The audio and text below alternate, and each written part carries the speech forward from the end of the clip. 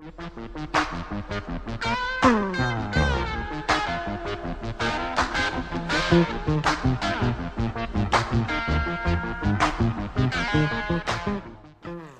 roommate you've ever had and why? I think best and roommate would probably be Andrew Trimble. I think, you know, first 3 days is brilliant. You know, staying up, chatting, having the crack, having a bit of a laugh, staying up, messing about, not messing in a strange way, but just, you know, having a laugh until about 3 in the morning, waking up knackered for training. But after about 3 days, then we get so fed up of each other that we can't stand the sight of each other that we end up falling out. So then we turn into the worst roommates ever. So best and worst, Andrew Trimble. Tommy Bowe is the worst roommate I've ever had. We get on alright for a couple of nights, and then eventually he starts to annoy me, and I kick his crap in, and then, you know, and then the relationship goes a little bit sour towards the end of the week. Spend a couple of days apart, and then we'll get back to the way we were again. I'm usually paired with Darren on away trips, but I'd say probably the worst would be Tom Court. I've had him the odd time. You know, he could snore, and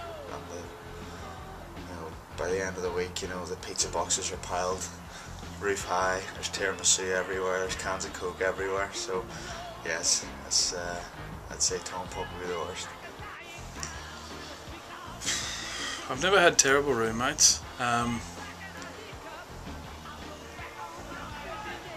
I'd say Sean Cronin loves to fall asleep with the TV on, headphones on, computer on, lights on, windows open.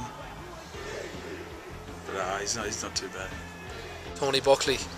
I had to get up twice at 2 o'clock in the morning on different occasions to ask to move rooms. The biggest snore I've ever heard. To be honest, Andrew Trimble is a bit of a nightmare to room with. He leaves tissues around everywhere. He's always blowing his nose, and he's full of mucus and all sorts, and he keeps leaving tissues around the room. He also makes these like dolphin noises with his mouth, and makes all these like wee cracks and creaks and everything, and he's a strange boy. Worst roommate probably, he's gone now, but Stan Wright, I think. He snores like a bear, and he smells like one too.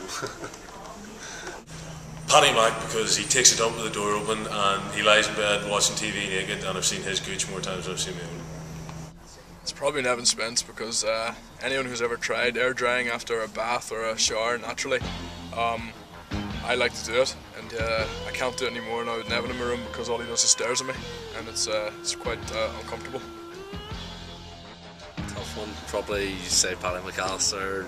I'm in a room with him around in 20s, just because he's Paddy and he gets on your nerves. Worst roommate would probably be, at the minute, Rory Best. He is doing some serious snoring down Irish camp. But Ryan Caldwell, who's now with Bath, was probably one of the worst, just because of the snoring. Like, it's been a few. I'd have to say Ryan Caldwell, but it's just because he snores when he's awake, you know. It's the way he breathes.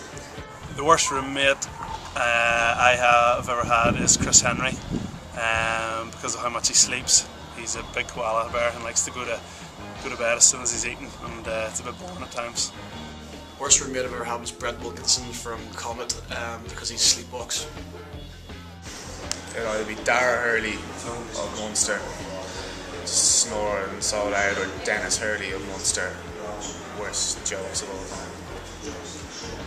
Probably Paul O'Donoghue at the minute, purely because he has his headphones in 24 hours a day and can't get any chat out of him.